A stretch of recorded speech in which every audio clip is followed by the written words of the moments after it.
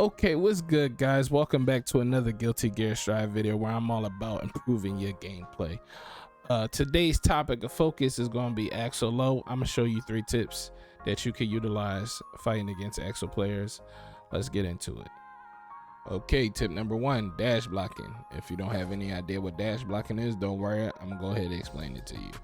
Dash blocking is simply having the ability to block throughout your whole dash animation. To perform dash blocking, all you got to do is dash and immediately after hold back, so you're protected throughout your whole dash animation, which is more important for characters that lack a run animation because it could be troubling to get in close. Which leads me to my second tip: do not jump on Axel players. Axel players are used to people jumping in on them for an easy way to get in. So it's already the expected thing for you to do is to try to jump in on Axel players. That's why I emphasize what is dash blocking. Dash blocking is what you need to use to get in safely instead of trying to take the easy way out by jumping in on them. It's expected for a player to try to jump in on them to get close. You don't want to do that. He has a million ways to punish you for jumping in on him. Use dash blocking to get in close safely.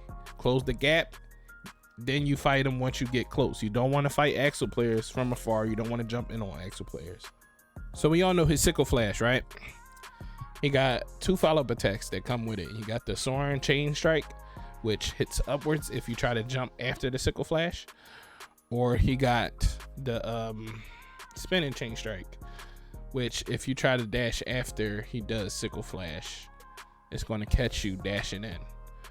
So you could eliminate both these options by dash blocking. Okay, let's say he do Spinning Chain Strike after the sickle flash. You can dash in and you can close the distance. It's no mix up because you're blocking throughout your whole dash animation. So you already holding down, you already holding 2+4. So you're going to block the low attack and you're going to be able to attack first as soon as he's done the move. So there's no mix up any longer. You don't have to worry about jumping in on him. Now going for the upward option becomes a liability. Now you can use that to start to mix him up. So dash blocking both sickle options, now you closing the gap on him. You even getting the punish on the Soaring option. Now for the Axel player, it becomes a liability to just even do sickle flash, because one, you're gonna get on them. You could punish them. You could punish both options actually, because the spinning sickle flash, it has no upwards hitbox. So you could just literally, once you condition your opponent to keep doing spinning chain strike, you could literally just start jumping in on them. That's why I said limit your jumps. That way you could punish them when the time comes necessary. All right, so just to wrap this tip up, use dash blocking to close the gap. Don't jump in on them. Limit the amount of times you jump, close the gap. So tip number 3, study your opponent's attacking habits. Now that we established our role in getting in safely, now we want to pay attention to what the enemy is doing, what attacks he repeat, or his mannerisms. Now you can then punish his mistakes better. Like for instance, like a common Axel player, they love doing this, and with dash blocking, you don't have to get mixed up by it, right? So if you see they keep jumping and dashing back, what you want to do is you want to go in for the appropriate response so you can get your punish. Is it just for an example, like if you keep punishing his Soaring Chain Strike, what do you think he's going to do next?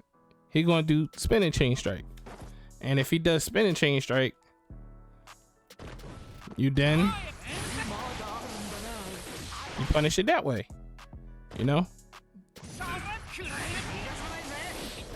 Soaring Chain Strike has no upwards hitbox, so you could just jump right into it.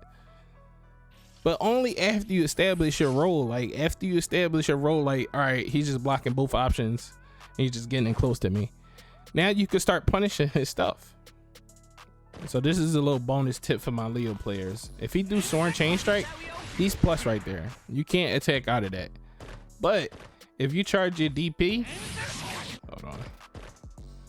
If you charge your DP, you can take your turn back. So if you catch them mashing you every time you get every time you block that move in the air, you could just take your turn back. Okay, man, that's gonna wrap up today's video. I hope you enjoyed. I hope you learned something. If you have any more video ideas, please leave it in the comments. Make sure you hit that like and subscribe button, turn on post notifications so you don't miss an upload, and we out. Nowadays nothing really excites me. Only one of me and nobody's like me. Phone ringing and I tell him it's ice. I got wifey on bling and she ice. Freeze, photo, please, no photos. No, G's, no, please, no photos. Hit the door and the dome and just whole team here might need some. Still young but I move like a new deal to my